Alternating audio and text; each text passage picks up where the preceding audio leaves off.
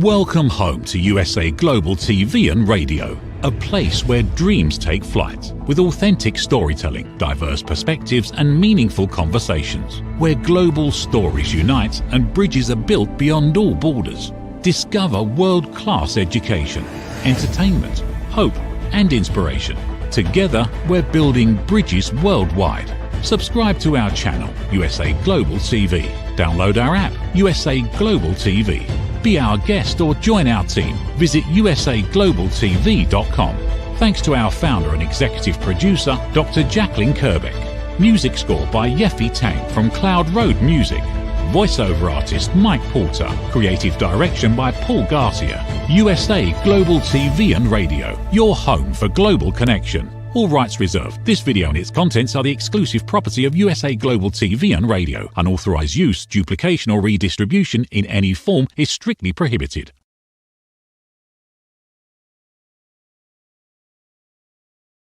Get ready for Talking Heads, the show where expert insights meet world-class education, entertainment, hope, and inspiration. Brought to you by USA Global TV and Radio. Meet our distinguished presenters. From the great state of Texas, longevity expert, award-winning author, publisher, and distinguished Toastmaster, red.olaughlin. From London, England, soul heart awakener, novelist, vocal coach, and artist, Dr. Madeline Chan. Also from England, the Harley Street stress expert, therapist, ambassador for peace, and speaker, Carolyn Heward. And from Australia, ICF PCC credentialed coach, entrepreneur, and leadership coach, Mariska Dupria. Experience their expertise, connect with their wisdom, and transform your perspective. Watch Talking Heads on the USA Global TV and Radio Network. This video and its contents are the property of USA Global TV and Radio. All rights reserved. Terms and conditions apply. Visit usaglobaltv.com for more details.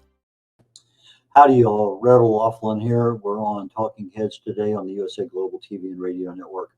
Normally my programs are focusing around health and wellness, education, but part of this program on Talking Heads is hope and inspiration. And today I'm taking a slightly different twist. Rather than talk about health and wellness, I'm going to talk about a trip my wife and I took almost 10 years ago, back about 2015. Our church had a fairly active summer program where we would go there and watch movies and have food and entertain, and it was a nice diversion from everything. One of the movies we saw was something called The Way. Let me go ahead and get this thing set up here where we can talk about this at the same time. I have 3 different slideshows today because I couldn't get everything on one. But The Way is a movie by Martin Sheen, and it's about walking the Camino de Santiago. And my wife and I saw this, and we said she was absolutely against doing anything because as we took our 8th honeymoon. We went back to a place where we were married in Texas, where we spent our honeymoon up at Hemisphere in San Antonio. And over that course of about 7-8 days, we kind of both of us talked ourselves into, no, let's just maybe try to do it. She wanted a private room, private bath every night. She didn't want to live in a hostel. She's never going to be one that's living in a tent. So I said, okay, fine. I think we can probably do a hotel room every night, private room, private bath. And for the program we were on, that literally happened every time except for once. And that was one of those unplanned episodes that just could not be avoided. But anyway, we saw this movie and we started thinking about it. You know, we can do that. And so we started practicing. We got the shoes. We got everything we started needing. And we'd go out and we'd walk 5, 6, 7 miles. And we do this for the better part of a year. And so by the time we finally got ready to go, we visited our son in Virginia. And then we jumped on a space-safe flight over the road to Spain, took a train up to Madrid, took a bus over to Pamplona, and then the next morning we took another bus into southwestern France. And that was the beginning of the Camino de Santiago for us. Now, for those who are not aware of it, it's a pilgrimage that many people have done, popes and kings and all sorts of people. And when we were doing it in 2016, there's about 250, 300,000 people doing it a year. Obviously, it went down with the COVID pandemic. I think it's back up again. But it's 500 miles, 800 kilometers, and we did it in 30 days. So Spain, the place north of Madrid there in the center is the area that we primarily concentrated on, and there's the actual path. So we started in southwestern France and walked over the Pyrenees Mountains down to Pamplona, where we had parked a couple, 3 nights before, and then continued our journey walking all the way across Spain. Let me get here.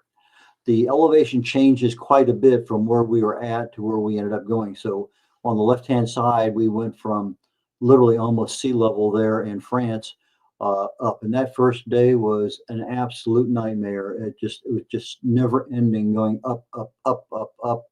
We live in Houston, Texas. All our walking was done on the flat land. Now, in retrospect, I'd say if I were doing it again, I'd be on an incline machine all day long, or I'd find a place that had some hills, because those hills absolutely killed us for about the first 10 days, actually longer than that. But you can see how the hills and the valleys and everything else was in there. Some places, going downhill is not as easy as people think, especially when you got the first week or so we had backpacks on. And then after that, we started paying somebody to take them. They had a service there. But you can see us there with our backpacks. And we started in late August, and we ended in just about the end of September. And then we took a few extra days, did some more sightseeing in and around Compostela de Santiago. I do not speak any Spanish. I speak enough that I consider myself a tourist. I can call on the phone, make a reservation, get in a taxi cab, go somewhere, order food. I can handle myself fairly well, but I'm not fluent in it, but I understand, I can read it. And so for what we did, my Spanish was okay. We started out, and the Pyrenees were in the background. We started out in Saint-Jean-Pied-de-Port in France. And when we left there, it was really a very nice, comfortable trip. But it didn't take long whatsoever before we started getting into the hills. These hills are really nothing. They were fairly flat, even a couple places to eat and enjoy ourselves. Few places along the way, we actually had to walk along on the edge of the freeway. I'm going to say of the total 500 miles, there's probably less than 10 miles that we actually had to be on the road with vehicles. Most of the time we were on old Roman roads that were built 2,000 years ago, and the remnants of those roads are what we walked on. Now, you have a little bit of water on the right-hand side there. We're walking beginning to walk into the Pyrenees Mountains. The path we are on right there is literally a path. Again, I started out thinking, my whole focus is, what am I walking on? That to me was my whole focus. So when I'm writing my book with these pictures in it, the road more traveled is what I want to name the book, kind of a play on the road less traveled, because so many people walk this. Now, it turned out that there was a couple that had been lost for 10 days walking this particular path, and they were recommending people not take it. Well, we never got the word. There's 2 paths leaving France, one that goes straight up over the mountain immediately, and one that goes along the side for a while and then goes up and over. We chose the one that was not as intensive immediately. So, and believe it or not, that's actually a path. It doesn't look like it. And that's why I took a picture of it, because we're walking in there and the weeds and everything, it's interesting how things change, but there was enough of a path, maybe a foot wide, that we knew we were walking on something that other people had walked on. And ironically, for the first day, we literally didn't see anybody at all until we got toward the very, very end.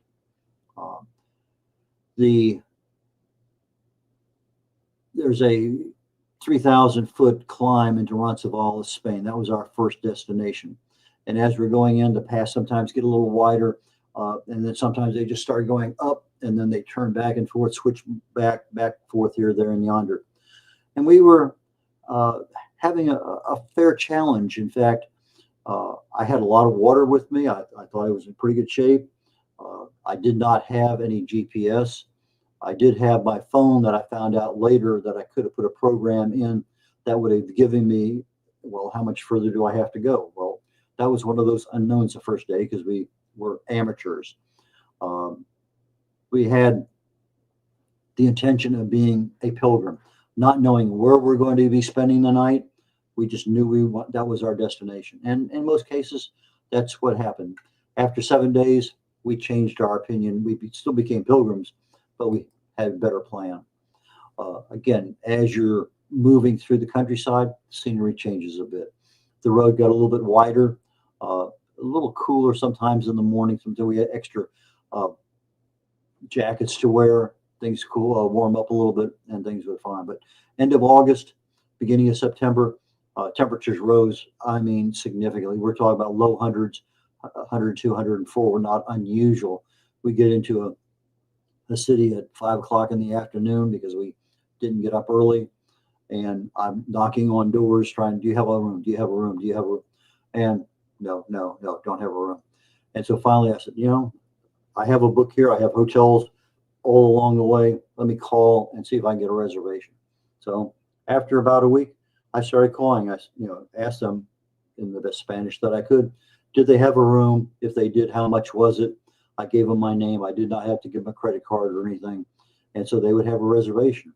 And I would have our bags sent for about $4, $4 to $6. I could have my bags sent ahead so that all I had to do was carry a day pack with some things that we needed. And then our bags were sitting in the hotel or in the room when we got to our destination.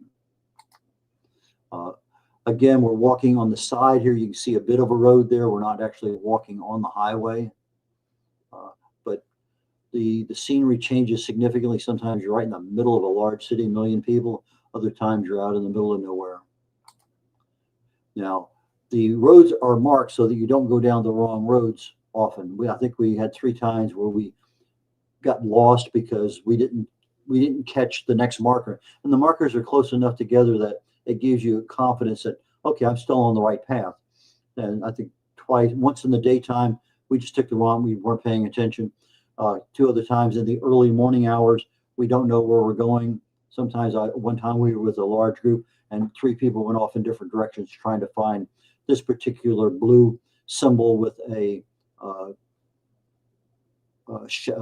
it's a seashell. Sometimes the roads are washed out a little bit, and that becomes a little bit more treacherous. We had canes. Sometimes we had 1 cane out. Most of the time we had 2, just to kind of keep us stable. Outside of Pamplona, this is I think our 3rd night after we left France. We're getting to the place we had been the night before we started everything. And again, most everything sort of uphill, and then some places extremely uphill. Old Roman bridge, a lot of those had traffic on them, the cars. Got into Pamplona, and they would bring us in the old part of town as opposed to the new part. So we were pretty much in that old historical section of town wherever we were at. Another Roman bridge. An early morning departure. We got smart. We needed to leave early because we wanted to be at our destination at 2 o'clock in the afternoon rather than 5 or 6 o'clock. We could take a shower, get cleaned up, take a nap, go out and eat. So my wife is there with her canes, and we're walking on the sidewalk leaving town early in the morning. We saw this kind of scene so many times. You can walk over the top of a hill. There's a road that we're walking on, and we run across people all the time. In fact, they ran across us. We never passed anybody the whole time we were there. Most of the time, it was our pace was such a slow pace. We never got hurt, but we ran into a lot of people with a lot of problems, foot and leg problems. Okay, I'm at the end of the first set of slides, so let me see if I can bring up the second set here. And let's see here.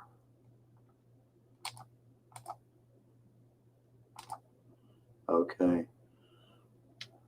Okay, slides. Let's see, I think it's that one there is the one I want. Yes. Okay, that's the one I want. The one section that we came across, it was a canal. I mean, it went for miles and miles, and the only place you could cross it was at certain junctions. And so we walked maybe 2 miles down to this particular junction, crossed over to the other side. It was nice to actually see some water, because most of the time everything we saw was absolutely dry. You can see the towns in the background there on the left-hand side. You can see some of the buildings as you come up to them. I think about 4 kilometers, 5 kilometers, about as far as we could actually see buildings. I could see, in some cases, actual windows in some of them. But I took a lot of pictures. I got a lot of grief from people about seeing my wife's butt all the time on, I think I took 3,500 photographs. And a lot of times my wife walked slower than I did. So I would stop, let her catch up with me. I'd let her get far enough ahead. I would take pictures, relax for a minute, and then take off again. My gait was slightly faster than hers. And so over the course of time, I would pass her. I'd get far enough ahead, and then I'd come back. And there are periods of time that we just, both decided to walk together. But it's difficult sometimes to walk at a pace of someone else's. Another city that we walked through, you can see the road for cars on the left, and the Roman road, or it used to be a Roman road years ago. You look at some of them, and the Roman road would go over the mountain, and you look at the modern roads and they go around the mountain, or hills as the case may be. And again, very dry. And then we actually ran into some rain. We had one day that we decided, okay, we're going to take off. We're not going to walk today. We had an umbrella. We had rain gear. And we got wet and wetter. And we finally got to our destination. We said, enough's enough. We were not prepared for the deluge that we got that one time. We let the storm system go through. We did a little bit of traveling around the city we were in. It was pretty good size. And we just took a day off. I think we did that 3 times. We took a day off in the middle of our 30-day journey. Back on the road again. The roads, generally speaking, you would walk and focus on 3 feet in front of you, 2 feet in front of you, because everything was so uneven. Even though that looks like it's a fairly even road to walk on, or surface, you had to be very careful. And there was too many times when you're not paying attention and you almost sprain your ankle, or something gets caught down there. And so you're constantly looking at that 2-3 feet in front of you to make sure that you're walking on some solid ground. There's not a pothole or something there that's going to screw you up. Ran into, there's a rear shot of my backside. I said, Marilyn, take one of me. So I've taken hundreds of hers. But you can see I'm carrying my walking sticks on right hand. I got a little day pack on my back, and I have water both sides. I call myself a water mule, because I had the water for both my wife and I strapped to my waist.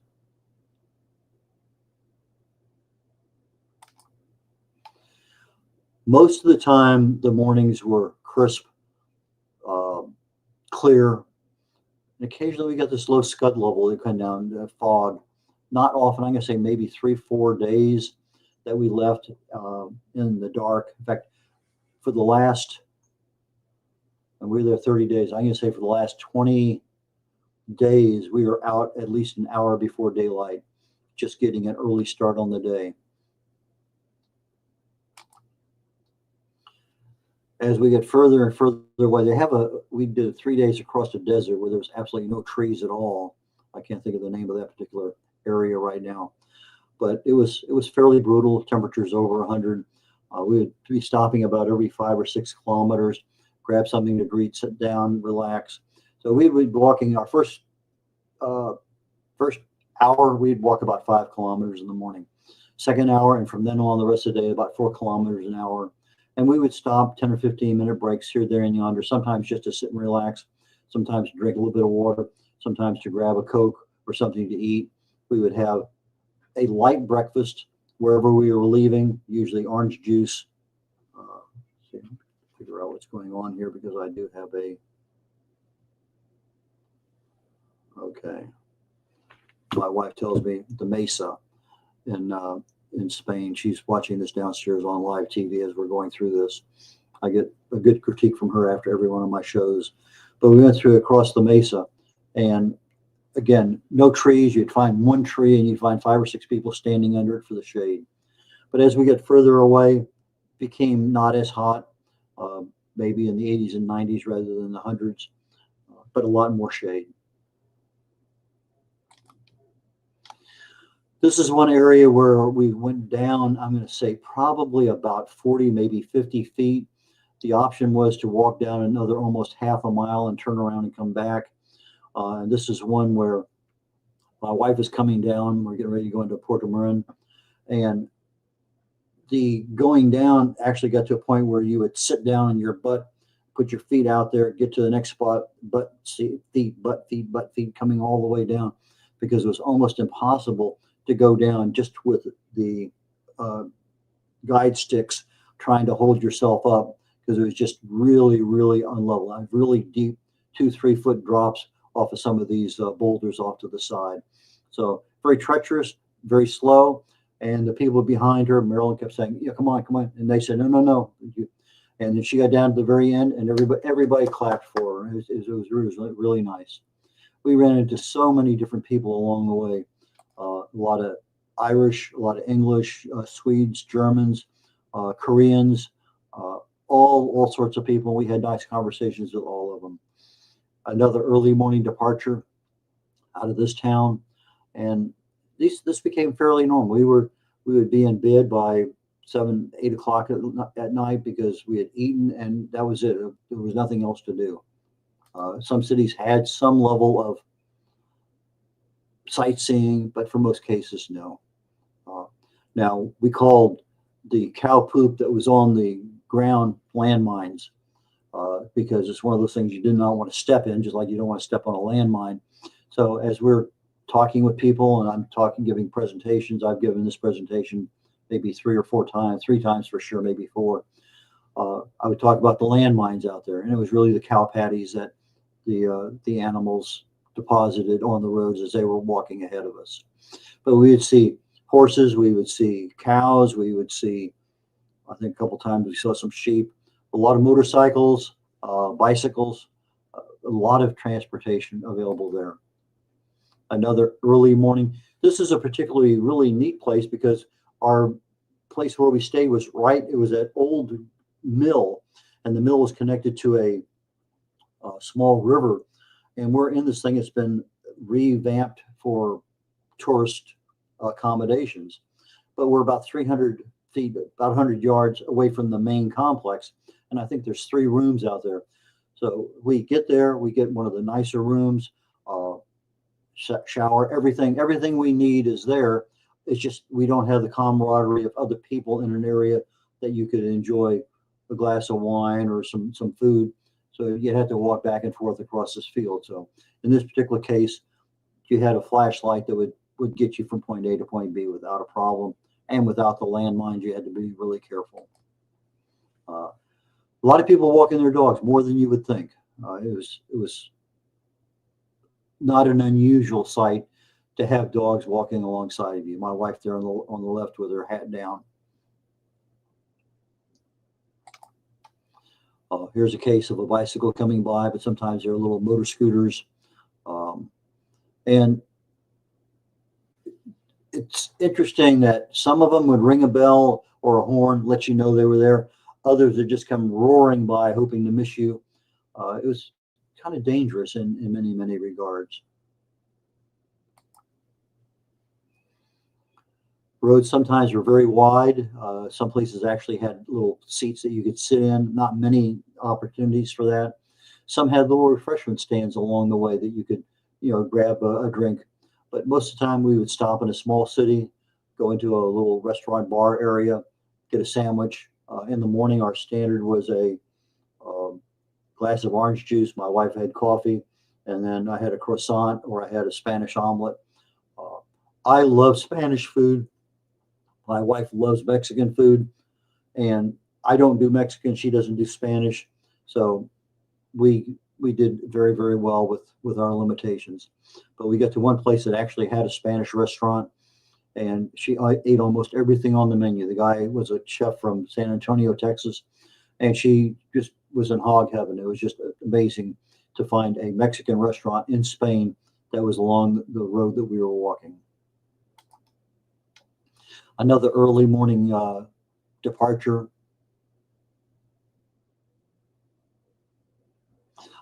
Absolutely no problem with any kind of danger. I think in the course of a year there was one attack but when you have that many people, hundreds of thousands of people walking, and it's the livelihood of that area, it's generally pretty safe. Even 2 hours before dawn, out walking, get a little closer to our destination, and see what my wife has to say now, real quick. Yes, it was her birthday that that she had the Mexican food. We both celebrated our birthdays on the trip, so we took a day off for each one of our birthdays, but not necessarily in the cities that we wanted to, that we planned in advance. But we took, I think, 3 days off the whole time and just had an extra day to ourselves. But we could hear airplanes flying at that point in time. As you're getting a little bit closer to Compostela, Santiago de Compostela, that was our introduction to at least a forest, per se. And did I pick the wrong? I hope I didn't do that. I guess I have to go back and pull up another. So here's what we're going to do.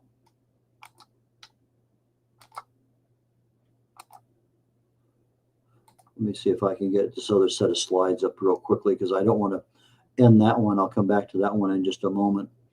Let me see here. By production engineer, can you help me with this next slide setup? I'm not done with the one I'm on. I only have 3 more slides on that, so let's do this. Once we get into Santiago de Compostela, it was pavement the whole way, lots of big buildings, lots of history, and then we get to the church that was under construction. And so I'm going to cancel out of that one, and I need your help, production engineer, to give me my last set of slides here. Somehow I ended up going out of order. Okay.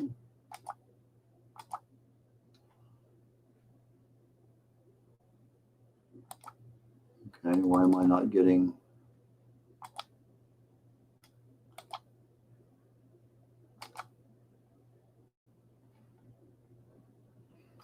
Okay, let me see if I can do this here. So I'm going to remove that one. I'm going to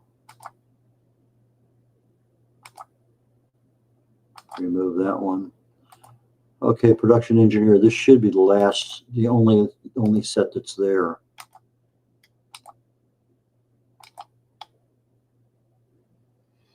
Best laid plans. Okay.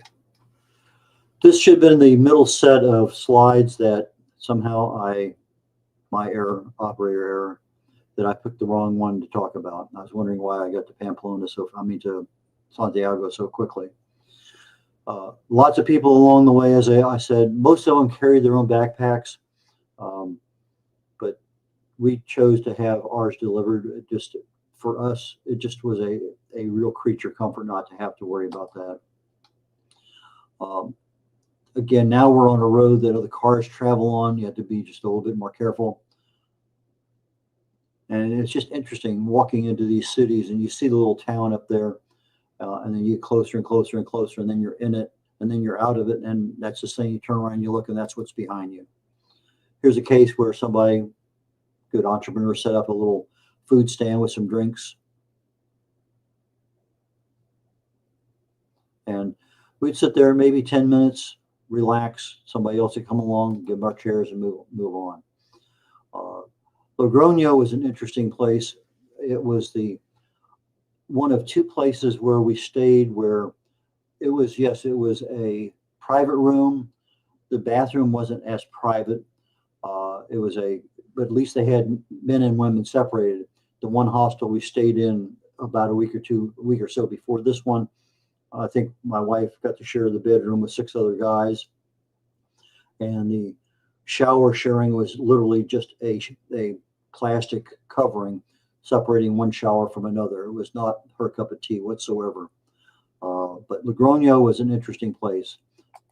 She'll tell you stories there that people were downstairs fighting all night long out there, and the police came. I don't know whether the police came or not. I may be making that one up. But as you're walking through the towns, they have these outside areas where you can sit down, order something, have a nice meal. And generally speaking, we would have a light breakfast, a fairly light lunch. We'd have 3 meals a day. And then we try to find a place. And the meals were exceptional because we wore these tags around our necks that distinguished us as pilgrims. And we would get passport stamps at a place like Logroño. We would get stamped to say, yeah, we were there. And because I was wearing that, I would get a discount. If I stopped at, like in Pamplona, I stopped at the Hilton, and I got 55% off or something like that for the room for the night. Most of the time, I think our average price of the room was $55. I think the cheapest was around 37. A couple times it was around 70, but most of the time it was around 50, 55, 60, but not rarely above 60, rarely below 40. But for our evening meals, for about $8 US, I could get a 3-course meal and a bottle of wine or a bottle of water, and that was everywhere. It didn't make any difference where we were at along the Camino. My evening meal was a 3-course meal along with wine or water. The next morning we were leaving Logroño. I walk out the door and just everything's magic. I'm just looking at, and I had to get my camera out and just take pictures because it just was this scene you're looking at lasted literally 30 seconds, because the next time I took a picture, a lot of that, the goldish hue, that morning sunshine was gradually decaying away. I have another picture, just not the same quality as this one. In fact, I want to use this somehow on the cover of my book because I just think it's an outstanding photograph. But that was everything. After this was private room, private bath. We had a private room, very nice room, very large room.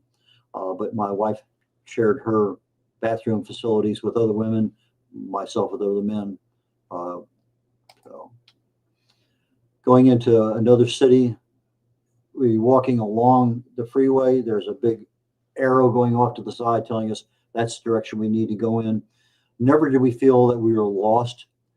If you went 15 minutes and didn't see something telling you this is where you're at, this is where you're going, then you'd start to get an uncomfortable feeling.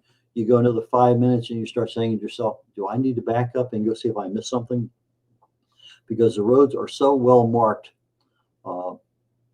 that it was very difficult to get lost unless it was nighttime and you just couldn't see. You didn't put your flashlight in the right place. Another morning departure. A lot of people were leaving same time we did. This was not just us leaving by ourselves. Many times we would be out early, maybe not necessarily the first one, but the first couple.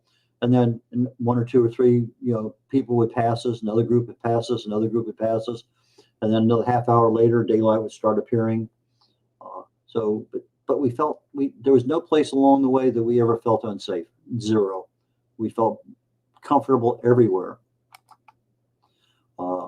This is that area of the mesa I talked about. That tree to the left was one of the few trees for the next couple, 3 or 4 miles that I think at one point in time we had 6 people standing under it just for the shade. Outside temperature well over 100, and we're walking across this mesa area of Spain. It's about a 3-day walk to get across it. This reminded me of a scene out of an old Western. I can't think of the name of it, but it just seemed to me that I came over the top of the hill and I'm looking down here at this. Once Upon a Time in the West was the name of the movie. And I see these cities out. Now, obviously, this is a much bigger city than back in the 1850s in the Western. But just the vibe I got from somebody coming up over the top of a hill on a horse, and you're seeing a town, obviously an 1850s, 60s, 70s town. But I got that vibe more than a couple times. go through the city and back out on the road again. Now, here they have the green that you can see from something that's there, but a lot of the area had already been harvested. We had a lot of sunflowers, a lot of, I call them wine trees, but grapes, olive trees. Those are the primary ones that we saw. You can see the sunflowers there to the left.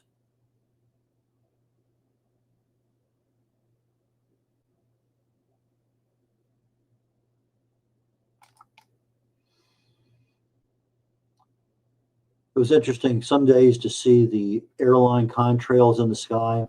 Some days we saw them, other days, for whatever reason, atmospheric conditions weren't right, too many clouds. But it was, okay, fine, we're going in the same direction the airplanes are going, and that gave us a little bit of comfort. Back on the shorter roads.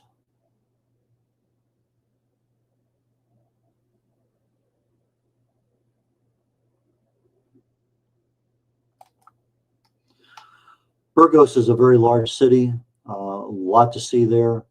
Again, we're leaving about an hour, at least an hour before daylight. And there was universities there, there was churches there, there was just horrendous number of tall buildings.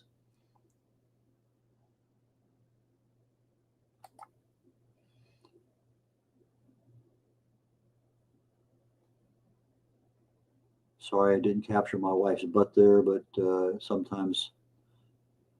And I could show you 15 pictures along this way where it looked very, very similar. I chose this one because, whatever reason, it just is representative of what we were walking on. And the shell in the middle were very difficult to walk on because everything was so uneven. You had to really pick and choose where you actually put your feet. Coming back down into another city, you can see a little bell tower down there dead ahead. My wife's got a little backpack or a day pack on her. I had one on me, and I would have the water and the maps and the book for phone calls and maybe a small medical kit. And then she would carry whatever she needed in hers.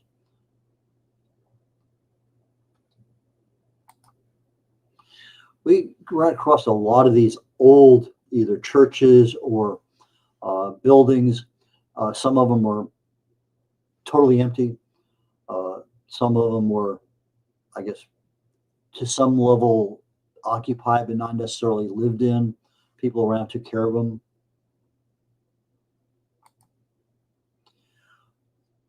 You can't see the city there in the background, but if you follow the road back on down, one of the cities that I had been in disappears into the distance. This is one of the more interesting ones because we're on a Roman road and we're going over the mountain, but you look on the highway map that is sort of one of the ones that we have, and it would show all the commercial traffic going around the hill, like that hill back there in the background. Everything goes around it, but the Roman roads would go pretty much over it. So like, we're going that way, that's where we're going. Going downhill was extremely difficult. If you've never been on a 18-degree slope, that's excessive. Anyway, most of the time the gradients weren't that great, but that was one that I had to take a picture of because that was really and truly a rough one. Another Roman bridge, and I'm getting down to the last slide here. Very, very typical of almost all the pictures you see, the Camino, people out walking with backpacks on their sticks. Now, if I were recommending somebody, say, don't take sticks on your airplane, buy them over there. People leave them because they don't want to take them back. But that is the end of that, and I'm going to come back here and close out our show here in about 30 seconds.